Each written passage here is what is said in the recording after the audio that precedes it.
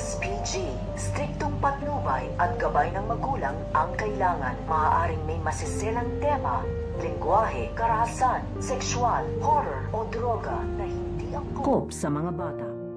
Marami ang mamamaalam dito nga sa FPJ's Batang Quiapo at pangungunahan na nga ito nito nga ni Jeff Espinas dahil ito nga si Bong ay binaril nga niya na 2 beses ito nga si Jeff Espinas at tuluyan na nga itong nagpaalam at bago nga paslangin ito nga ni Bong ito nga si Jeff Espinas ay nag-iwan pa nga ito ng mensahe at nagpapaalam nga dito ito nga si Bong dito nga kay Jeff Espinas at pati na nga rin dito nga kay Warden at nung pagkatapos ng paslangin ito nga ni Bong ito nga si Jeff Espinas ay isusunod na nga niya dito ito nga si Bubbles dahil binabalak ng gahasain nito nga ni Bong ito nga si Bubbles bago nga ito tuluyang tumakas at umalis dito nga sa kulungan. Kaya pupuntahan na nga niya dito ito nga si Bubbles at pagsasamantalahan na nga dito nito nga ni Bong ito nga si Bubbles at yun na nga ang masasaksihan nito nga si Tanggol. Kaya nga ito nga si Tanggol ay makikipaglaban nga siya upang mapagtanggol nga niya ito nga si Bubbles dito nga daw kay Bong.